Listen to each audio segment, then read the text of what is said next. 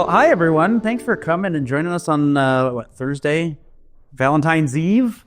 Hopefully you have some fun plans for the weekend. My name is Nick Kenny. I'm a financial advisor with Edward Jones. I'm also a proud new member of Balance Health, and excited to present tonight a little bit about taxes and everything that Edward Jones allows me to say. But first, you have to get to kind of know who I am.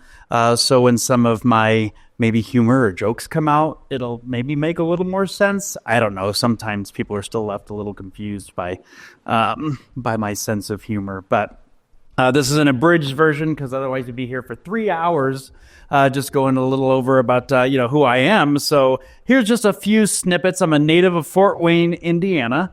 I'm the middle of 3 boys. My older brother and younger brother are still in Indiana, have families and such. And I moved to Colorado in 2011 for grad school at UNC. It was either grad school at UNC or stay in Ohio or move to Ohio. And there's just something about the sunshine and the mountains that just kind of drew me here. And 14 years later, I'm still here, and this has become home to me. Snippets part 2. Back in undergrad, I was a double major in biochemistry and trumpet performance because that made sense course-wise. You have both the left and right side of my brain. After a really incredible experience, though, with an intercollegiate honor band up in Seattle, I dropped biochem and started auditioning for grad schools, and that's where I went to UNC, moved out here, got my master's in music education. I've been a volunteer in the national park for 10 years now. During the elk rut, the elk mating season. So I get to go up every Sunday and have a shift. And usually it's to keep people safe from the elk, but really I'm there for the elk to just protect them from the Turons, I think is what our national park word is. People who think that it's, a wildlife sanctuary or a zoo or a petting zoo or the things we've seen. Just please don't approach the wildlife. I'm also an ice hockey goalie. I know you can tell by my size and stature, but I started playing hockey in 2013, and then I took on the challenge of being a goalie. And psychologically, we're just a little off. There's not a lot of people who willingly put themselves in front of a 95-mile-an-hour slap shot. I just love the thrill of the game. You're isolated, you're alone, you're seeing the whole game unfold, so it's a really neat perspective. And it is absolutely exhausting, but I love it so much. On your teeth still. Oh,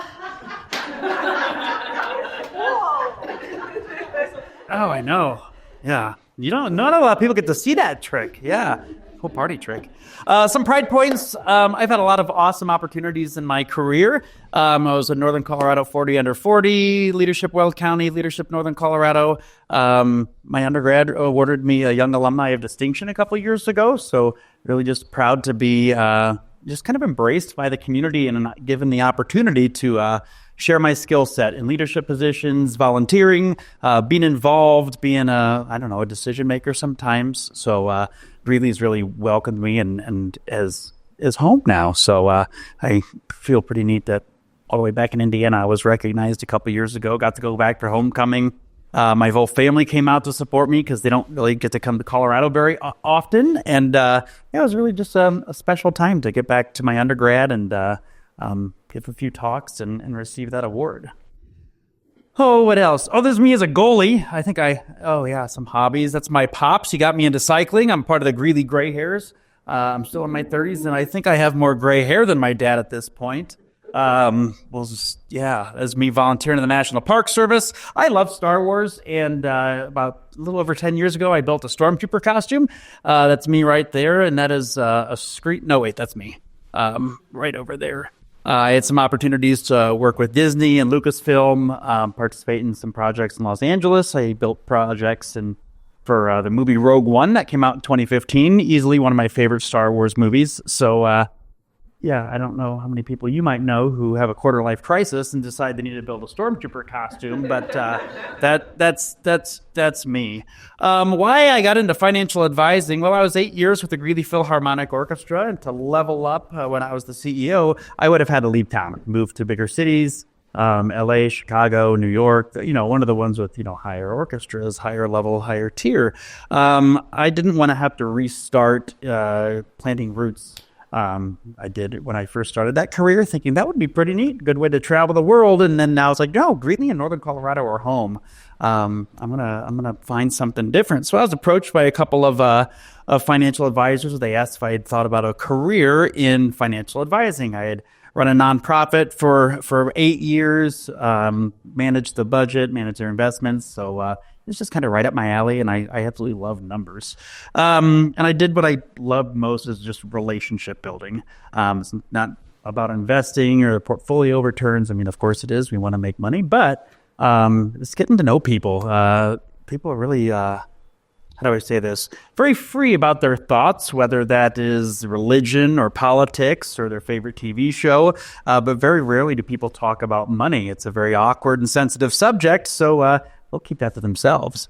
So it's my job to really build a relationship, a trust, a connection, and make plans for folks, short-term, medium-term, long-term, generational wealth and things like that. So it's a true privilege to really get to know somebody. I asked somebody who interviewed me when I was going through the process with Edward Jones, and one of the questions I asked him was, what's the most surprising thing about your career that you didn't expect? And he says, the amount of funerals that you go to. And yeah, that hit home. I was at one a couple weeks ago for one of my dearest clients, and yeah, you get connected with the family, with their spouse. I mean, you're just a part of things, and just go through the journeys with them through their life, and yeah, that connection's pretty strong and deep. So why I work with a financial advisor, we'll go through this a little bit more with the main presentation, but you have a greater confidence of hitting your goals, customized long-term strategies, and we try to limit tax liabilities and penalties. That T word is probably somebody, favorite. For me, it's Tyrannosaurus. Just it's a fun T word, but taxes, which is why many of you are here tonight to kind of hear what I have to say about that. So the last thing, we're not going to go into that quite yet, but I just want to show you a little bit about investing versus saving. Then we'll dig into the taxes. We're always taught save. But what does save actually mean? Well, okay, we can tuck money in our mattress. We can put it in a bank account. Maybe not the mattress, especially with the wildfires. I wouldn't recommend stuff in dollars in a mattress. Plus, it depreciates. Inflation, that I word that's been going around a lot the last couple of years. Cash doesn't appreciate like that. Inflation's at 3.1%, I think, as of today. Maybe, I don't know. And if it's sitting in your mattress, your dollar is losing value over time. But if you do save, you see that go up, but it's very linear. Here's $20 there, $20 every paycheck, whatever. That's great. It will eventually grow. But when you're invested in the market, we have exponential growth based on compounding interest. Hi, welcome. Don't be shy. Oh, that's all right. Come on in. All right, we're going to start over. All right. No, I'm just kidding. Oh, gosh, don't be embarrassed. Here, come on, have a seat. Stay a while.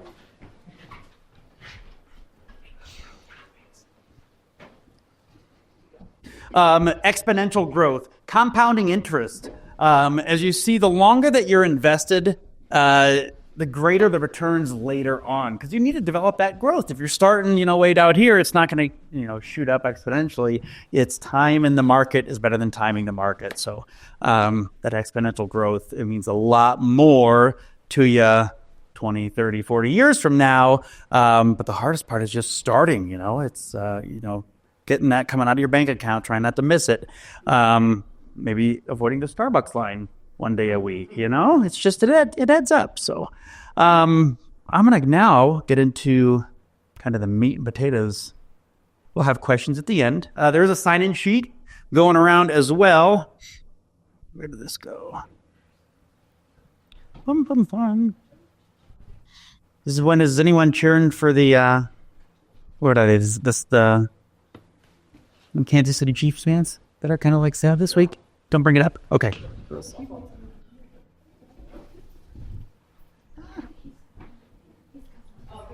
Almost there. I do have handouts and materials for everyone, but just if you're ever presenting down the road in school, don't hand things out before, because people won't pay attention to what you're saying.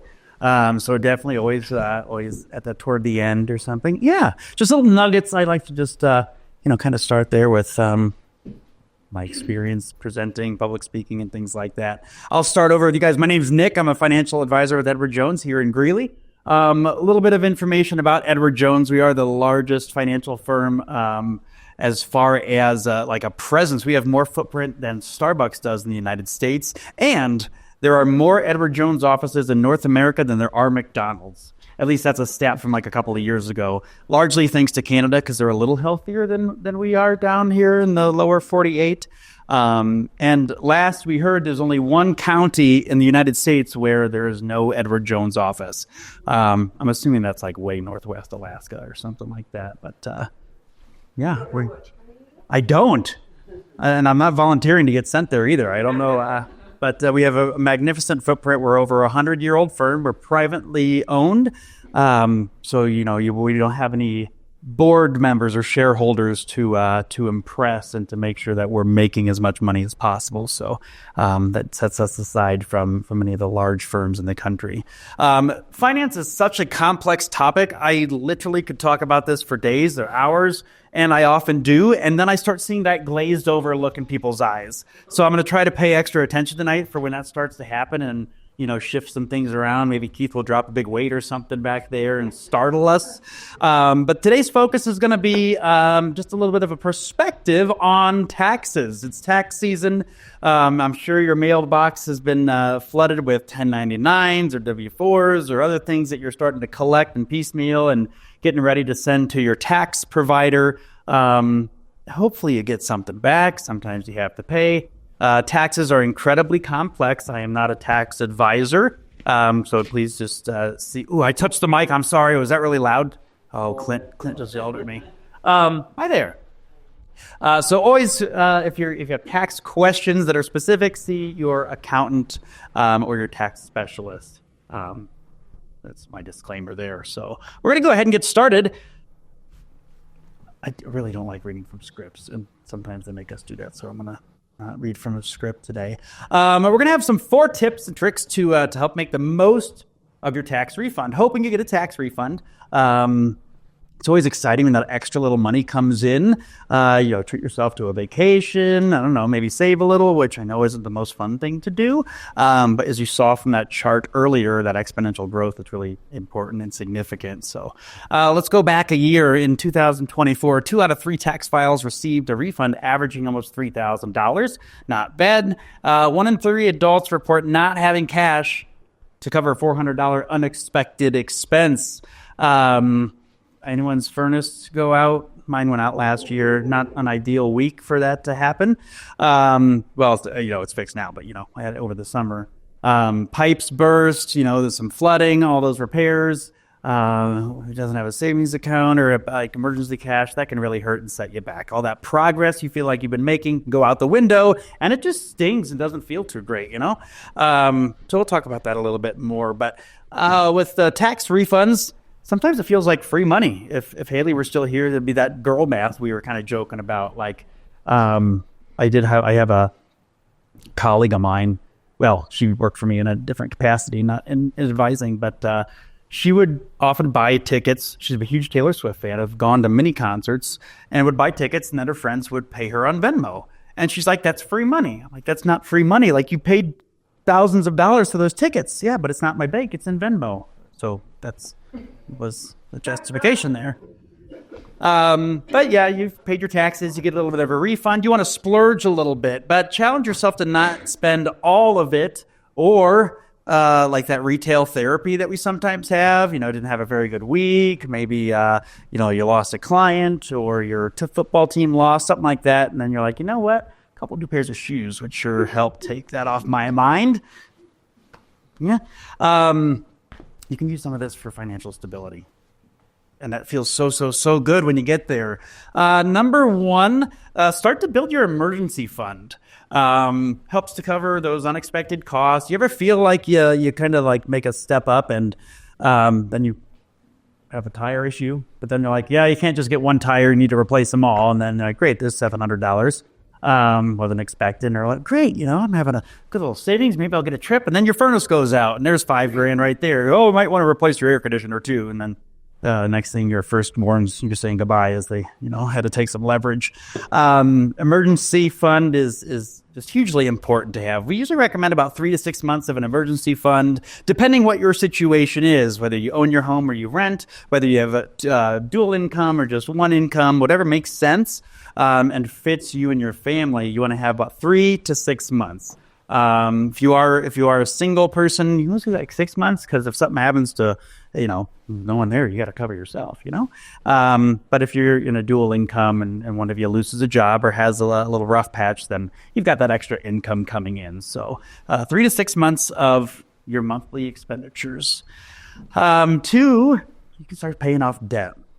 I have a lot of student loan debt. I was part of the generation where everyone needed a degree, and if you didn't, you're not going to make it. I have 3 degrees, and I'm using what was most valuable during my time in school was the relationshiping, the public speaking, the getting to know people and building rapport. But also came a lot of student loan debt, So that's going to be a fun journey for the next 30 years. And no one likes talking about their debt. Again, we go back to let's talk about every topic under the sun around people, around, the coffee table, around the dinner table. But finances, what you're paid, what you make, debt, no, I don't want anyone to know. Working with a financial advisor, there's no judgment. We don't talk about you. We don't snicker and laugh. We're there to help. We're there to work with you. It's like going to a physician, going here to get treated for something, for allergies, for a wound. We're not making fun of you or laughing. Well, sometimes they do, but it's more directed at me.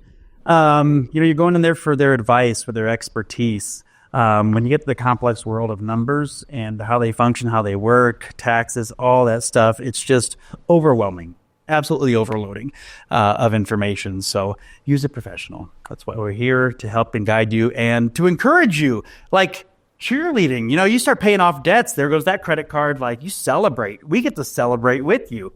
You start trimming down your mortgage a little bit. It's like, yes, we got that paid off 3 years earlier. This is fantastic. That's a huge joy in this career, is being able to celebrate the wins with folks along the way, helping to create a college fund or generational wealth and trying to pass things on with as minimal taxes as possible for the next generation. We love to strategize. And for me, it's so creative to craft a portfolio or a strategy for somebody that not one is the same. Of any of the clients, not one portfolio or strategy is the same. So we really get to be involved and follow the process from start to finish. If you do, I have spreadsheets. I have so many spreadsheets. We'll say student loan debts, or now that furnace, car, mortgage. And what's the interest rate on those? Break them down from highest to lowest and start chipping away at the highest first, so you can get as much of that debt paid off as possible. With the student loans, I'm going to just vent about student loans.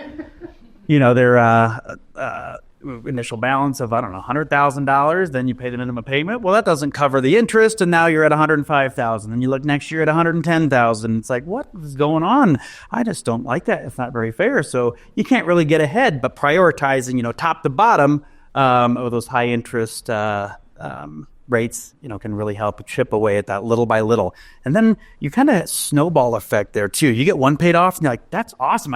Let's go for the next one. Let's see if we can get 2 done now, and you start working through and let yourself start becoming debt free. All right, going to number 3.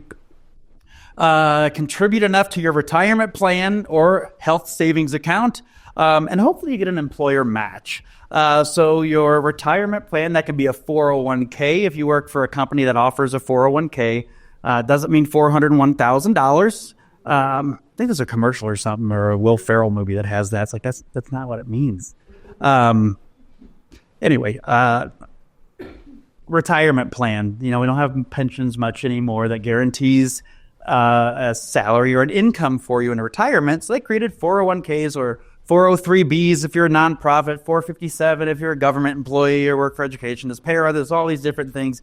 It's a retirement account. It's meant to grow. So when you retire, you can start drawing on that and have some money to survive and to live. That's what an individual retirement plan is, a traditional IRA, a Roth IRA. this would be a quiz afterwards, so you better be taking notes. Matching up the names. And a health savings account. It's where you can tuck away some money. There are some caps on that, but you can pay for medical expenses through that health savings account. And that's some tax savings ability there. If you do ever have a 401k and you have a company match, absolutely match it. That's the very, very, very first thing you should do on day one. If the match is 3%, match 3%. If the match is 5%, match 5%. If you can't get there quite yet, then work up to that, because that is free money. Free money. Like, that doesn't happen very often. So if they have the match, that's the first thing. And I'll tell my clients that too. Like, that's the number one priority, is get that match. If it is 5%, you're throwing in 12%. Okay, well, that's fine. Good. Yeah, but there's some tax implications there down the road, which I'll talk about a little later. You want to save about 10 to 15% of your gross income. It's before taxes. So that's the higher number. And then you see the net, which is all the taxes and Social Security and Medicare, all that stuff coming out. So you want to save 10 to 15%. Really kind of high. You don't have to start there if you can't, but work up toward that to save. Now, that could be into that emergency cash fund. We don't really want that invested, maybe, because we don't want it to go down, and then your furnace is like, well, darn, the market's down. You don't get a furnace. But once you're at that part of investing and that accrual phase of your income and your dollars for retirement, try to get up to that higher amount. And then, hey, use your tax refund to help you increase your contributions, either in the 401k or your individual retirement accounts. If you haven't maxed those out, you can still do that for 2024 up until you file your taxes. So if you're able to, try to max those out. Right now, it's $7,000 for an individual retirement account, whether that's a Roth, which is after tax. You never have to pay taxes on the gains or anything, or, that's pretty nice, or a regular IRA. That's beyond your 401k, a $7,000 match. And then, a $7,000 cap. And after you reach a certain, I say level instead of age, once you reach a certain level, then you can step up your contributions a little bit to try to boost you for those final few years. All right. Other goals that you have. When we're crafting a financial plan for folks, we start, of course, with living in retirement. We got to make sure you have enough to survive and live on, ideally in the same lifestyle that you have, able to eat out a few times, maybe go on a few trips, every couple of years go to Europe. I don't know, whatever that is. We want to make sure you can continue doing that when you no longer have a consistent paycheck coming in. Those other goals could be, well, I want to leave a legacy behind. I want to give to a nonprofit. I want to start a scholarship fund. I want my grandkids to be able to go to school, so I want to fund this X amount. Whatever your dream is financially, we can plug that into a goal. There's no limits. You dream big. You want to have the first, home on Mars. Okay, we'll put that into plan. I can't promise the reality of that coming to be, but let's build it up and see if we can get there. And then we give a score, and this is fun. We have needs, wants, and wishes. My realtor told me this when I bought my house, because I wanted a fireplace. I needed a fireplace. He's like, Nick, do you need a fireplace, or do you want a fireplace? I want a fireplace. Okay, well, I didn't get a fireplace. So anyway, needs, wants, and wishes. I wish I had a hot tub. Nick, you need a hot tub? No, but I wish I had one. So we categorize things as the priorities, and we give you a score, and it's a percentage of, hey, you have 78% chance of not running out of money in your lifetime, measuring the worst and best case scenarios in the investment world. It's like, okay, well, we want to get that number a little higher. Maybe I don't need to get a new car every 5 years in retirement. Oh, good, you're up to 99%. That's the highest score, by the way, is 99%, because we can't say 100%. That's no. You see your score, and then we start crafting a plan on how to get there. You can save toward a large purchase, vacation, education, down payment of a home, vacation home, whatever. And then we'll go through the trade-offs of funding other goals and other options for saving. Is it long-term? Is it short-term? How liquid do we need that? We kind of talk about all that. Liquid is not like my Celsius, but, liquid as we can have that in your bank account within 2 to 4 business days, depending on, what time it falls. That kind of liquidity. Very rarely do people just out of the blue need $30,000. Hey, my son's held hostage again. I need another 30, Nick. All right. Well, aside from extreme situations like that, you kind of know when big expenses are happening. They shouldn't be a big surprise. Hey, Nick, I forgot I'm buying a house tomorrow. I need $40,000 for a down payment. Like, I don't know what to tell you. You're going to have to wait a few days for us to liquidate those things. But yeah, very liquid, safe, that are able to come in. It's like I call them a super savings account for our money markets. It's like a bank, except a little better. All right. If you get a large refund when it comes down to your taxes, you've given the government money to spend throughout the year.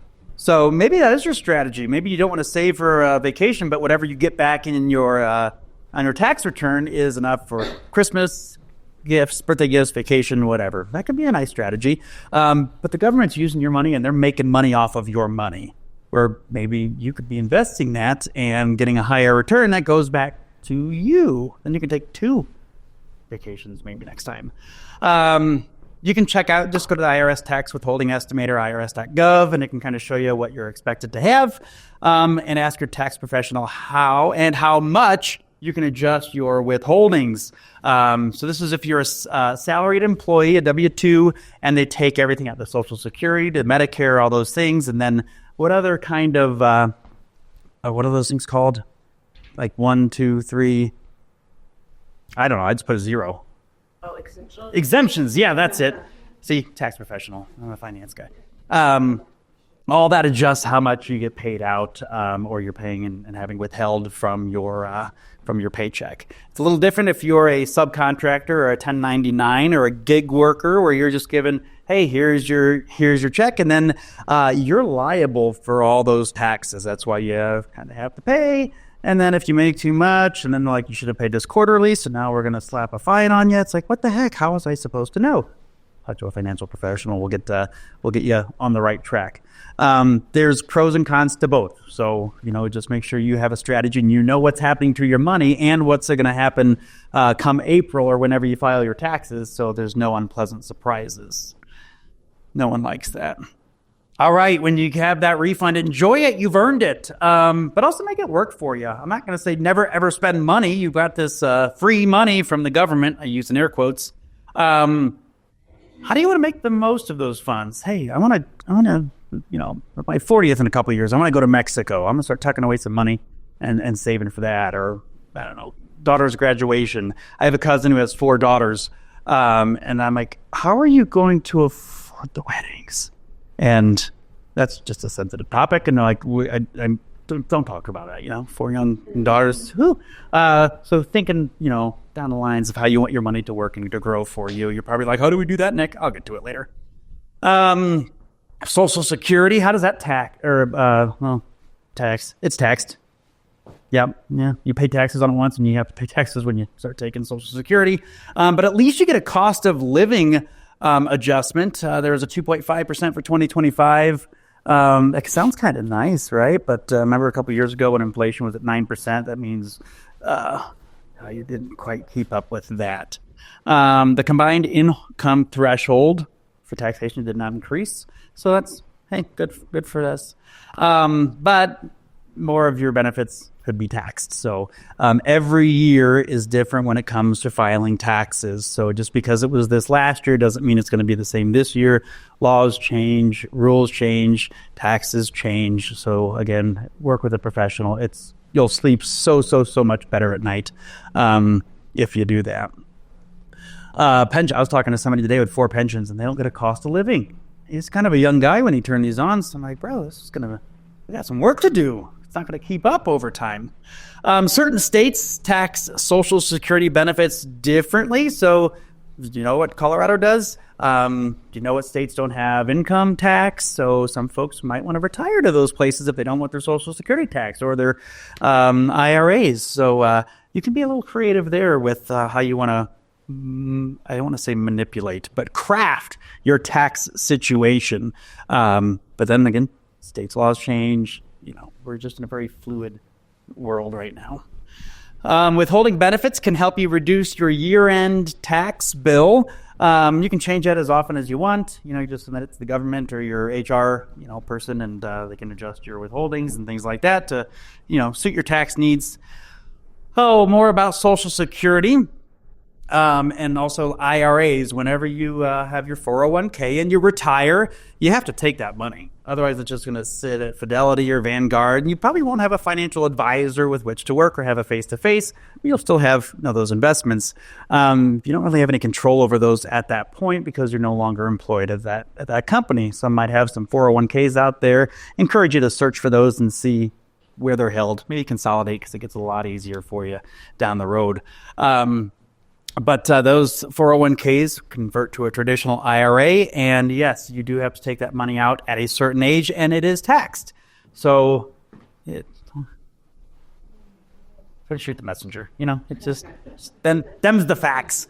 Those taxable distributions, they can impact your adjusted gross income, can affect your tax strategies. The 401ks or IRAs, a really nice tool. You do have to start withdrawing at a certain point. You do have to withhold taxes and you're on that. And let's just say that grows to $1 million by the time that you're ready to pass that on to your beneficiaries. Awesome. That still needs taxed. And your beneficiaries have to take that out within 10 years. They might not be in a tax bracket where they really want to take out $100,000 every year and bump them up to that 35, 37% tax bracket. They're probably only getting 60 or 70% of that $1 million. The government's getting the rest. So we really want to be wise and strategic when it comes down to what your situation is now, but also what it's going to be. We think when we retire, I'm not going to have a paycheck.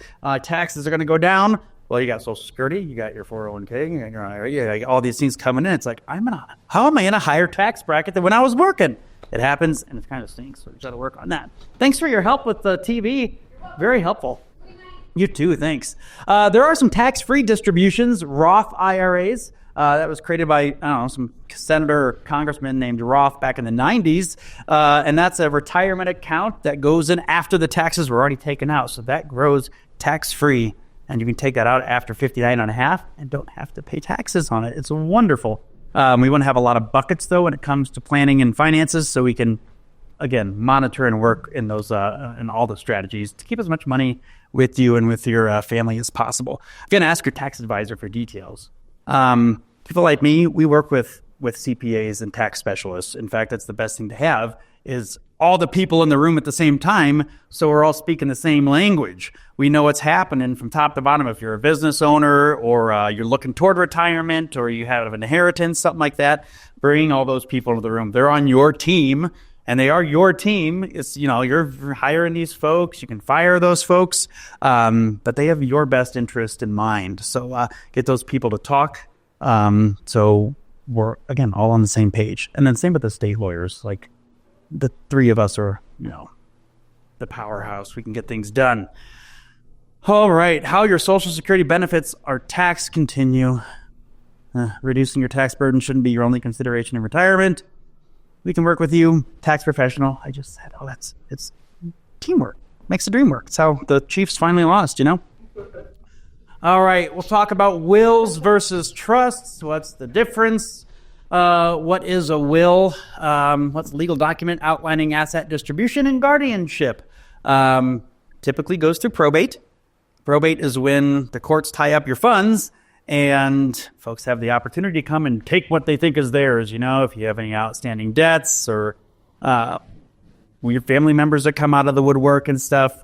If you don't have your stuff set up, it is just awful for a family to deal with. I had that with a client whose husband passed, didn't have a will or anything set up, and the funds were tied up for 12 months, and that was hundreds of thousands of dollars that she could not access for that entire period of time, and it's just harrowing. So do yourself a favor and get a will. I don't know how much it costs, but I have some estate lawyers I can recommend to just get you in place. And then just check on it every 3 years.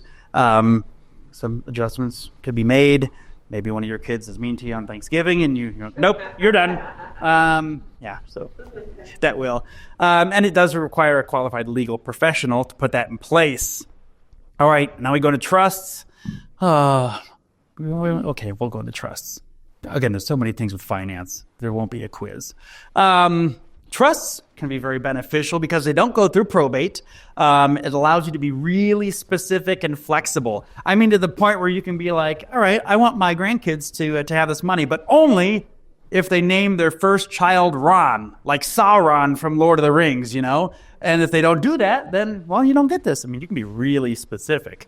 Or you want them to be a certain age, or they can only draw on the interest of things, and they want to have to, they have to work with a financial professional to access those funds. Trusts can be incredibly specific that let you control things, even when you're no longer around, although they're a little more expensive and upfront costs. Do you need a will, a living trust, or both? A will, it's a foundational document. If you have artwork or instruments or pets or things like that in your home, it's kind of specific there. But a living trust allows a lot more private just opportunities and flexibility with what you want to happen to your funds. Just start a conversation. We won't know what is right for you until we have information to kind of forecast and plan.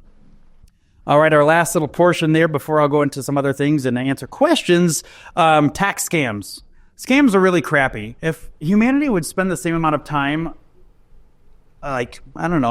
medical research, volunteering, instead of scamming people, God, we'd probably be beyond the moon and Mars by now. It's really sad.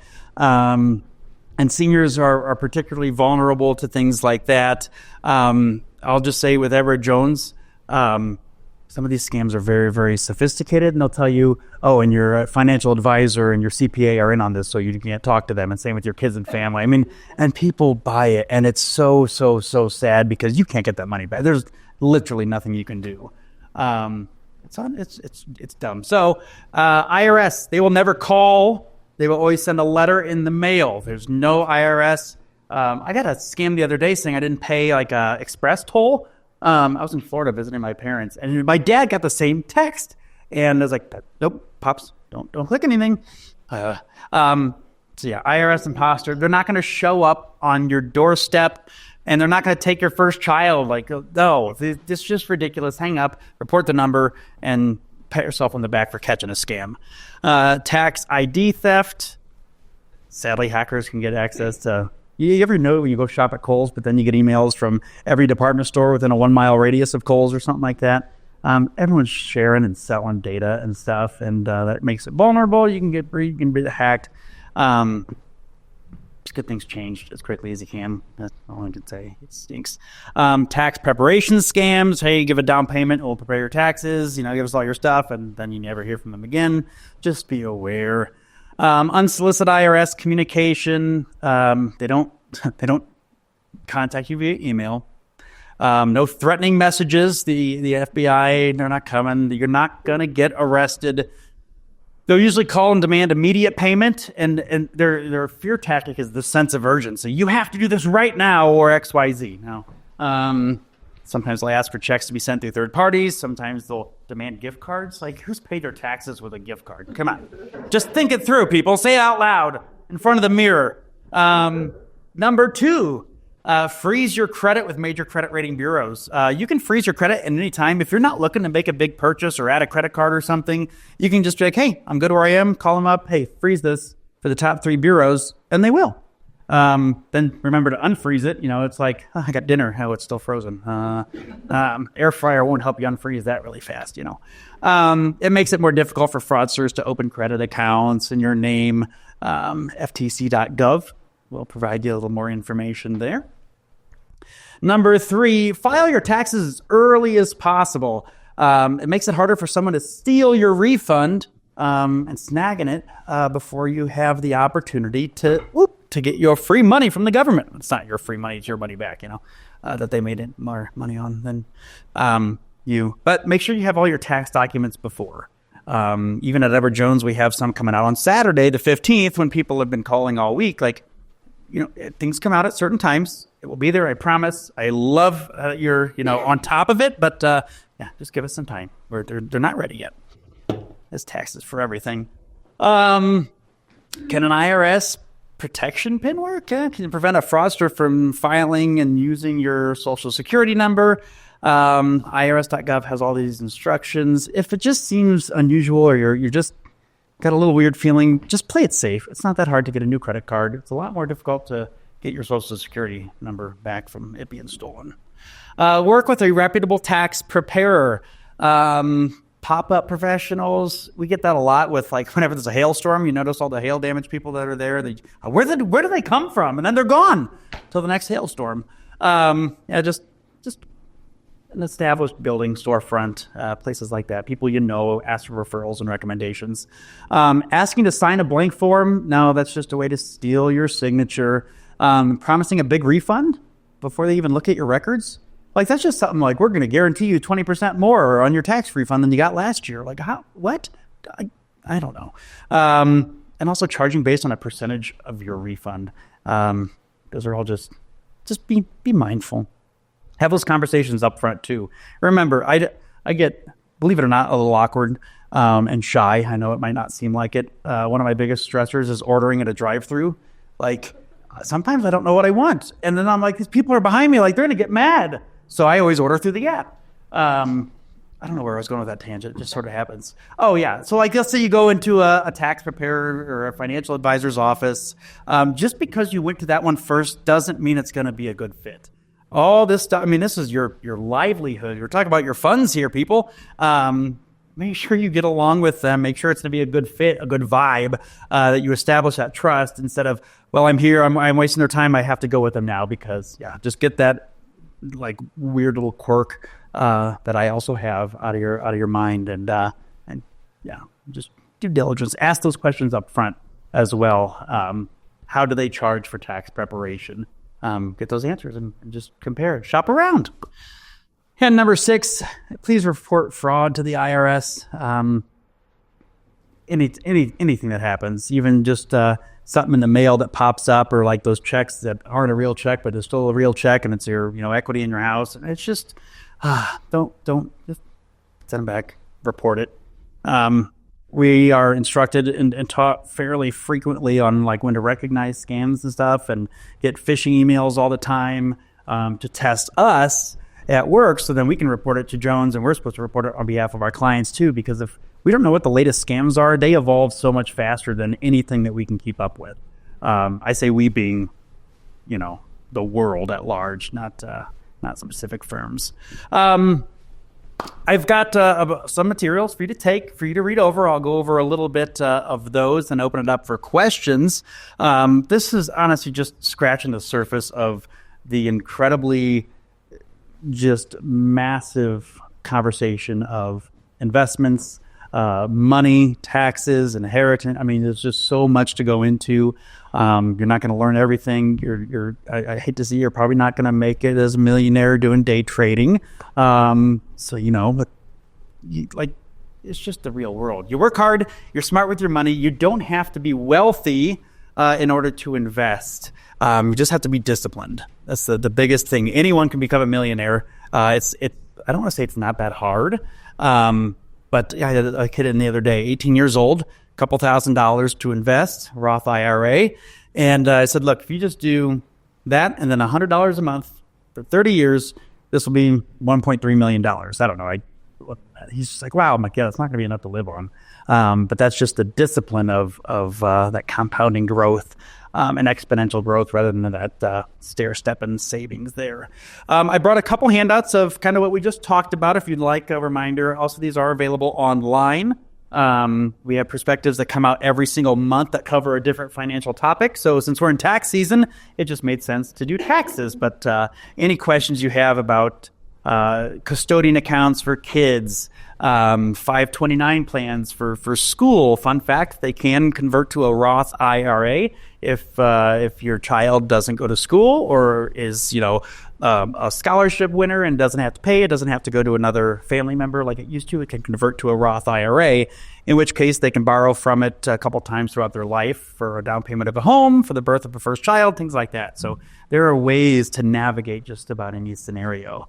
But be mindful of 529s if you're opening one for your kid, because if you file for a FAFSA, then they can pull those records if they're in your name and your accounts, and they can see that you have that money there. So sometimes it might be best for a grandparent to open a 529 plan instead of a parent. But again, conversation with your financial peeps.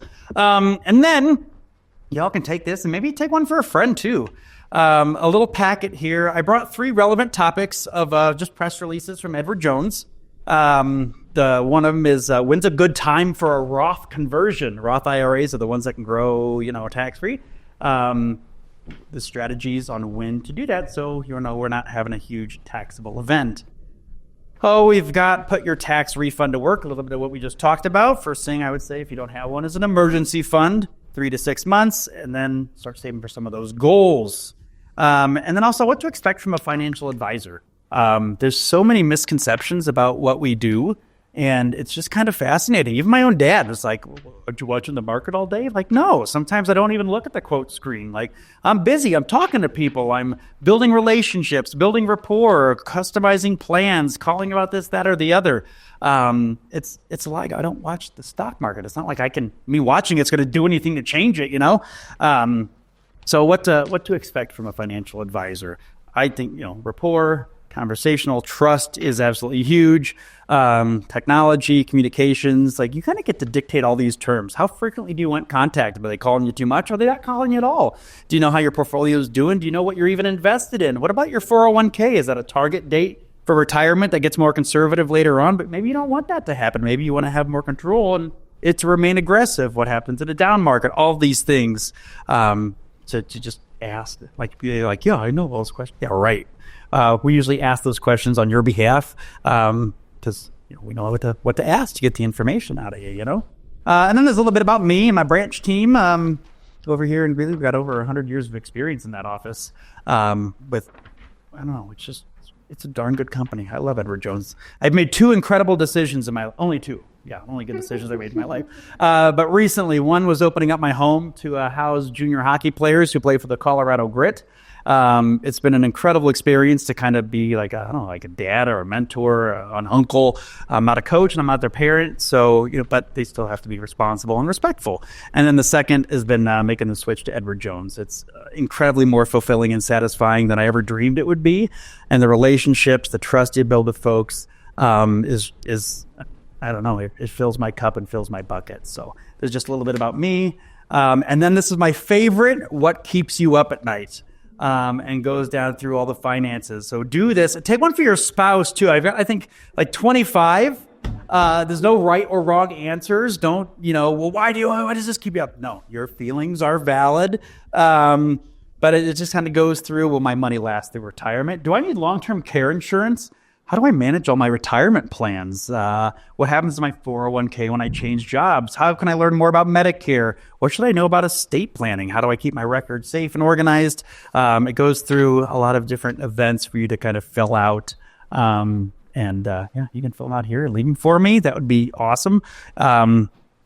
Information here. It's a fun little tool. And this will change throughout your life as you go through those different stages. Last bit I'll just say is, as I kind of lecture y'all, don't compare yourself to others. Oh, well, so-and-so's here, I should be here. No.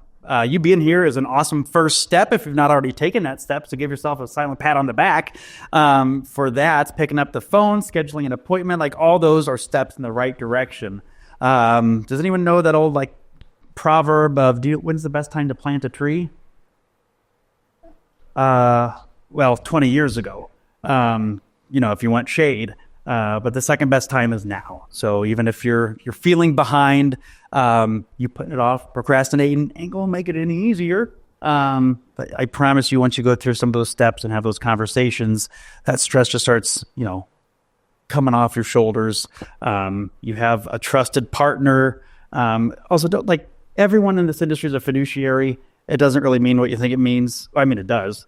We do what's best for the client, but all of us are licensed, and that's part of our licensure. So really get to know, what kind of products do you have? Do you get any bonuses from using this fund rather than that fund? We don't at Edward Jones. We don't get any different kind of payout for any of the products that we have. So we'll say that. So when you ask if it's a fiduciary, everyone will say yes. I promise you they will, because legally we have to be. But that's where you go, let me learn more about you and what products and stuff you offer and how you're kind of paid out by those things. We're incredibly transparent there. Oh, gosh. Well, that was fun.